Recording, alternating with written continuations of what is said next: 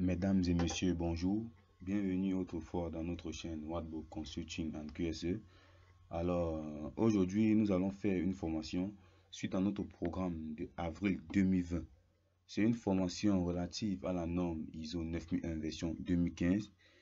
Et au cours de cette formation, nous allons passer en revue l'ensemble des lignes directrices de l'ISO 9001 tout en donnant pour chacune de ces lignes directrices un ensemble d'outils et méthodes nécessaires à leur mise en œuvre pour assurer la conformité aux exigences de la dite norme. Le module qui sera présenté aujourd'hui portera sur le chapitre 4 de la dite norme, à savoir le contexte de l'organisme, plus précisément en son 4.1, à savoir la compréhension de l'organisme et de son contexte. Le présent module sera animé par moi-même. Je me nomme Butu Wadbo Yvan Parfait. Je suis titulaire d'un master en QHSE. Je suis formé sur la norme ISO 9001 version 2015. Je suis également développeur de pages web. Je conçois des tableaux de bord et outils de pilotage de la performance. Et enfin, je suis concepteur de mini-logiciels d'aide aux professionnels QHSE. Je pourrais montrer ces différents logiciels ainsi que les présenter au fur et à mesure du développement de ma chaîne YouTube. Sans plus tarder, nous allons passer du sujet. Avant de commencer à développer le module, nous devons d'abord définir c'est quoi notre objectif ou bien c'est quoi l'analyse des enjeux. Analyser les enjeux fait partie de la compréhension du contexte de l'organisme. Et nous savons tous que pour se conformer au chapitre 4 de l'ISO 9001 version 2015, chaque société devra analyser les enjeux, que ce soit interne, que ce soit externe à son système de management de la qualité. Analyser les enjeux considérera donc à situer son organisme par rapport à son environnement interne et externe. Ainsi, nous venons de balayer les objectifs du module. Nous allons maintenant par la suite prendre un extrait de la norme ISO 9001 version 2015 afin de pouvoir voir et toucher du doigt concrètement de quoi il s'agit dans la dite norme. Au sein de la norme ISO 9001 version 2015, plus précisément en son 4.1, compréhension de l'organisme et de son contexte, il est dit, l'organisme doit déterminer les enjeux internes et externes pertinents par rapport à sa finalité et son orientation stratégique et qui influent sur sa capacité à atteindre le ou les résultats attendus de son système de management de la qualité. Pour se conformer à cette exigence, chaque organisme devra déterminer les enjeux internes et externes qui peuvent influencer ou interagir de manière positive ou négative sur son système, sur sa politique, sur son orientation stratégique, sur ses objectifs ou même sur ses résultats qu'il doit atteindre. Il est également dit au sein du paragraphe 4.1 de la dite norme, l'organisme doit surveiller et revoir les informations relatives à ces enjeux. Pour se conformer à cette exigence, chaque organisme, après avoir déterminé les enjeux internes et externes, devra faire en quelque sorte des revues, des modifications ou des changements au niveau de ces différents enjeux. Et pour faire cela, il sera important que l'organisme surveille et revoie tant que possible ces enjeux, cela par rapport à sa finalité et à la fréquence des revues qu'il aura déterminées au préalable. Il est nécessaire aussi de préciser que l'organisme devra faire des revues de ces enjeux lorsque ceux-ci ont une influence sur son système de management de la qualité. Ainsi présenté le paragraphe 4.1 de la norme ISO 9001 version 2015, nous pouvons donc dire qu'il sera question pour nous au cours de ce module d'être en mesure de savoir comment se conformer aux exigences du chapitre 4 du paragraphe 4.1 de l'ISO 9001 et quels sont les outils et méthodes qui peuvent nous aider dans la mise en conformité de ces exigences. Nous allons parler par la suite des outils et méthodes qui peuvent être utilisés pour la mise en conformité de ces exigences du paragraphe 4.1 de l'ISO 9001 version 2015. Pour analyser les enjeux d'un organisme, nous pouvons faire appel à plusieurs outils. Parmi ces outils, nous pouvons citer entre autres la matrice SWOT. La matrice SWOT est la démarche couramment appelée SWOT consiste à déceler quelles sont les caractéristiques de l'entreprise et de son environnement. Vous pouvez, grâce à cette matrice, réaliser un diagnostic externe et interne de votre organisme. Nous entrerons dans les détails au suite de ce module. Nous pouvons également utiliser comme autre outil la méthode PESTEL. La méthode PESTEL sert à conduire dans le cadre du diagnostic externe, opportunité, menace de l'analyse SWOT. Elle permet d'analyser le macro-environnement et ainsi que d'analyser les caractéristiques de l'offre et de la demande, à savoir le micro-environnement. Nous pouvons également utiliser comme autre outil le business plan. Parce que le fait de travailler sur un projet de mise en marche, de mise en place d'un système de management de la qualité, utilise les mêmes principes que lorsqu'on travaille sur un projet. Donc, pour analyser ou déterminer les enjeux d'un projet, on peut utiliser le business plan en réalisant des études techniques, des études commerciales, des études marketing. Nous pouvons également aussi utiliser des outils d'analyse stratégique. Il est important de préciser que lorsqu'on veut déterminer les enjeux internes et externes d'une entreprise, on peut soit utiliser un de ces outils ou une combinaison de plusieurs de ces outils pour une analyse bien plus détaillée. Au suite de ce module, nous allons présenter deux de ces quatre outils qui sont des outils les plus utilisés fréquemment et qui sont le plus souvent rencontrés lors de la mise en place des démarches qualité. Comme premier outil que nous allons développer, nous allons parler de la méthode d'analyse SWOT. La démarche couramment appelée SWOT est une démarche visant à déceler les caractéristiques de l'entreprise et de son environnement. Vous pouvez, grâce à cette matrice, réaliser un diagnostic externe et interne de votre entreprise. L'analyse SWOT se comporte des initiales suivantes, à savoir S, W, O et T. S pour strength, qui veut dire force, W pour weaknesses, qui veut dire faiblesse, O pour opportunity, qui veut dire opportunité, et T pour threat, qui veut dire menace. L'analyse SWOT combine la dimension interne, à savoir force et faiblesse, et externe, à savoir menace ou opportunité de l'entreprise, ainsi que les aspects positifs et négatifs du marché. Là, c'est présenté grosso modo l'analyse SWOT. Nous allons maintenant par la suite entrer en profondeur et dire comment cette analyse SWOT doit être déclinée sur le papier dans le but de produire une preuve documentée. La méthode d'analyse SWOT. Dans la méthode d'analyse SWOT, il y a deux diagnostics qui doivent être réalisés. Le diagnostic externe d'une part. Le diagnostic externe, c'est un diagnostic qui va permettre d'identifier les caractéristiques de tout l'environnement de l'entreprise et d'en faire une analyse du macro-environnement. Ceci qui peut être fait au travers de la méthode PESTEL et du micro-environnement. Pour analyser le micro-environnement, nous allons faire une étude du marché, c'est-à-dire étudier l'offre et la demande. Maintenant, quel est le contenu de ce diagnostic externe? Au niveau du diagnostic externe, vous devez identifier les opportunités et menaces du marché.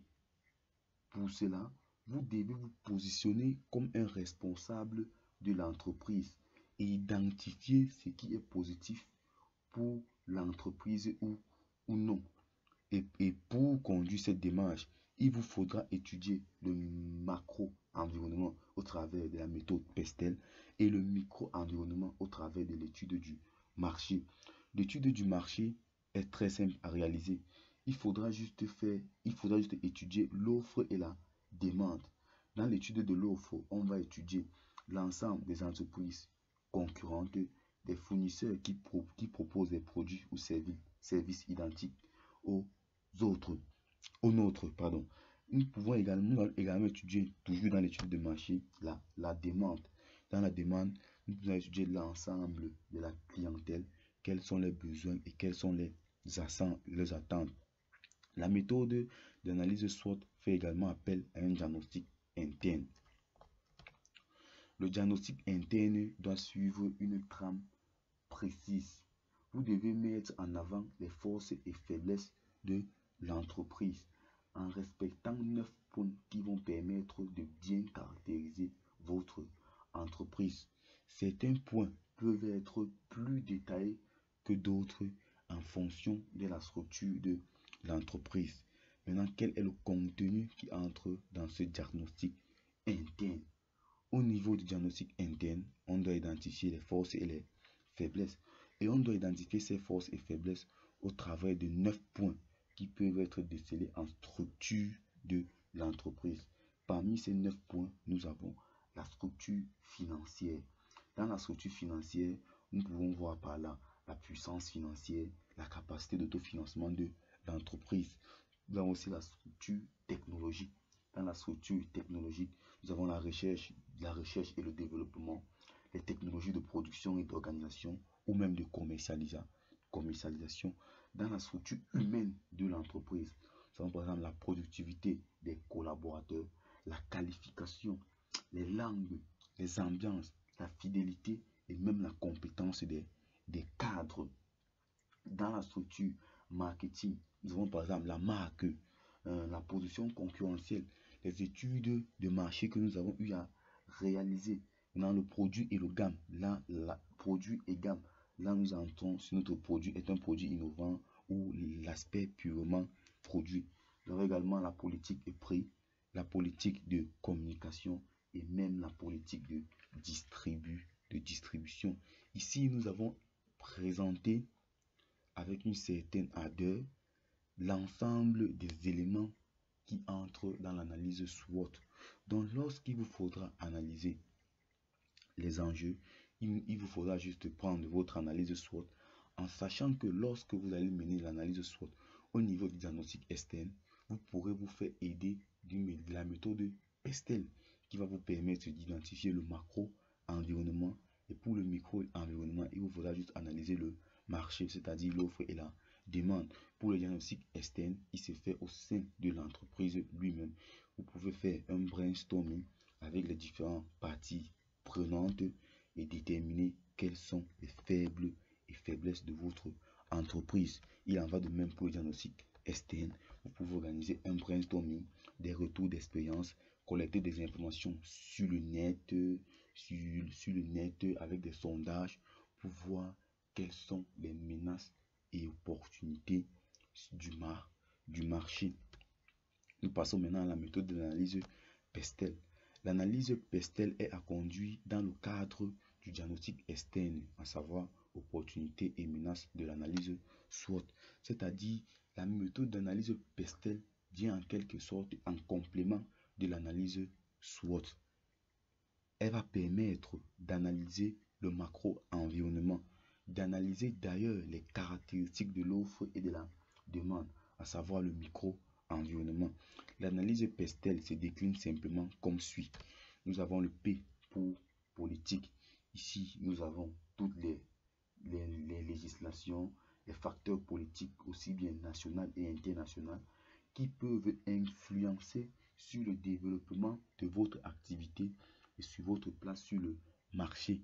Nous avons le E de économie.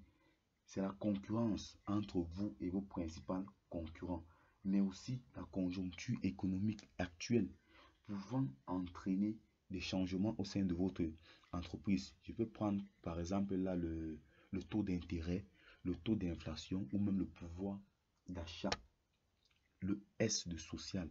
Dans le social, nous avons par exemple la démographie, le style de vie des populations, les habitudes de consommation, les revenus des ménages, l'aspect social en quelque sorte, l'aspect socio-culturel. Sur le plan technologique, là nous avons la, la possibilité d'utilisation de nouvelles technologies, la découverte des recherches et développement, la découverte des recherches et développement, ainsi que s'il y a des opportunités d'amélioration technologique. Sur le plan environnement, nous allons prendre en compte l'ensemble des ressources naturelles qui sont susceptibles d'avoir un impact positif ou négatif sur notre activité. Je prends par exemple les coûts de l'environnement, la pollution, les pénuries des matières premières, etc. Et le L de législation, là on parle de propriété industrielle, des normes, des droits de contrat et des droits du travail qui peuvent influencer ou interagir avec notre système de management de la qualité. Ainsi, nous venons de décrire précisément de quoi il est question dans l'analyse PESTEL. Vu précisément quels sont les deux outils principaux que l'on utilise pour analyser les démarches, à savoir la méthode d'analyse SWOT et l'analyse PESTEL, nous pouvons maintenant passer à un exemple d'application dans le but de passer à un cas pratique de tout ce que nous venons de dire. Nous allons prendre comme premier exemple d'application cette matrice d'analyse SWOT d'une entreprise prise au hasard. Dans cette analyse SWOT, nous voyons bien les forces, les faiblesses, les menaces et les opportunités. Comme j'avais dit tantôt, au niveau des forces, nous prenons dans le diagnostic interne de l'entreprise. C'est-à-dire, le responsable de la démarche ou pilote va faire, si au besoin, il peut faire un brainstorming pour que, avec l'appui des autres collaborateurs, ils vont déterminer quelles sont les forces de l'entreprise sur les différents plans, que ce soit technique, que ce soit économique, que ce soit marketing, que ce soit social, que ce soit politique. Ils vont lister l'ensemble de ces forces, également lister l'ensemble de ces faiblesses, toujours sur les mêmes plans économique, social. Les plans vont différer en fonction de la structure de l'entreprise. Pour certaines entreprises, par exemple, l'aspect social sera plus accentué que d'autres entreprises. Et également, pour identifier le diagnostic externe, à savoir les opportunités et menaces, on doit s'aider de la méthode PESTEL qui va nous permettre de réaliser, de faire le diagnostic externe du macro-environnement. Et pour le micro-environnement, nous allons étudier le marché, à savoir l'offre et la demande. C'est un peu comme ça que nous documentons la détermination des enjeux. Nous documentons les enjeux internes et externes de notre organisme. Avec par exemple cette matrice SWOT. Nous pouvons aussi prendre comme autre exemple la matrice SWOT de Coca-Cola. Ici, Coca-Cola présentait ses forces, ses faiblesses, ses opportunités ainsi que ses menaces. C'est un peu ça, grosso modo, en pratique, ce qui vous reviendra de faire sur le terrain lorsqu'il vous faudra faire déterminer les enjeux internes et externes de votre organisme. Nous allons donner quelques recommandations lors de la mise en place lors de la détermination de ces enjeux ainsi que de la mise en conformité avec le paragraphe 4.1 de la norme ISO 9001 version 2015. Comme première recommandation, il vous est recommandé de surveiller et revoir les informations relatives à ces enjeux externes et internes. La revue des enjeux externes et internes est primordiale. Et nous savons tous que pour surveiller et revoir les informations, elle doit être documenter. J'insiste encore sur cette notion et j'aimerais rappeler pour ceux qui ne connaissent pas, pour documenter ces enjeux, c'est très simple. Avec de simples outils Microsoft, on peut documenter ces enjeux. Je prends par exemple pour faire l'analyse SWOT, on peut juste se servir de Microsoft Excel. On crée juste 8 à 6 cases, 8 à 12 cases. On met les forces, les faiblesses, les menaces, les opportunités. On les liste à l'intérieur. On met la date au jour duquel on a fait l'analyse et les dates lesquelles les analyses ont été revues.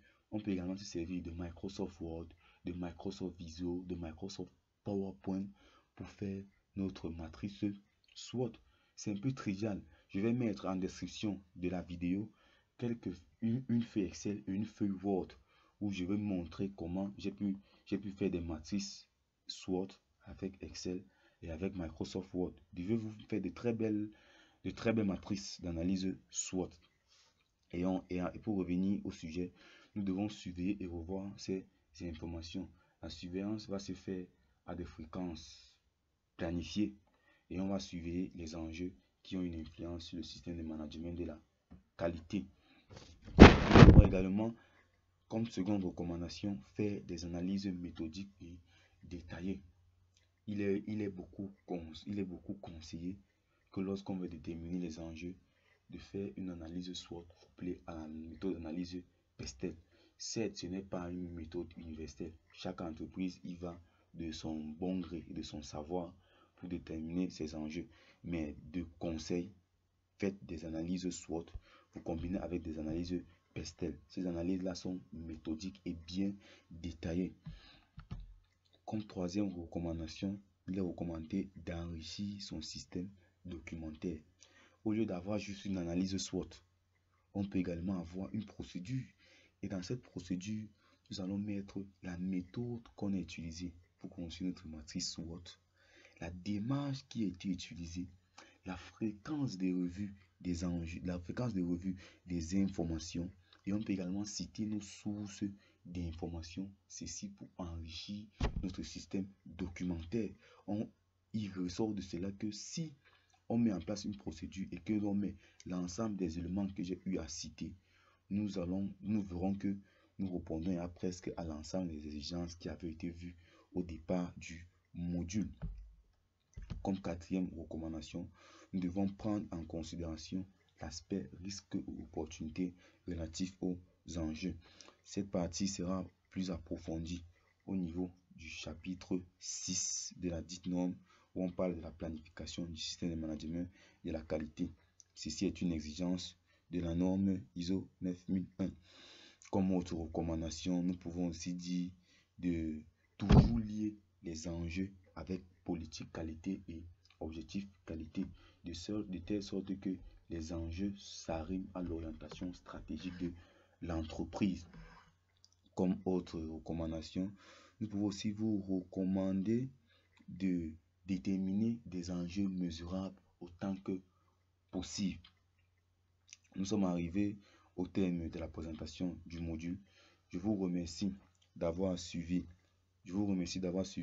ce module et je vous invite à vous abonner et activer la cloche de notification pour ne surtout pas manquer la suite de la formation complète sur la norme ISO 9001 version 2015. Je vous invite également à liker et à commenter ce module, à me donner vos avis et évidemment à me poser les différentes questions qui pourraient vous tarauder l'esprit. Et même si vous voulez des supports électroniques qui peuvent vous aider dans vos démarches, écrivez-le juste en commentaire. Je vous répondrai dès que possible. Surtout, n'oubliez pas, abonner, liker et partager si possible cette vidéo. Merci à tous, chers professionnels, QHSE et étudiants. Merci.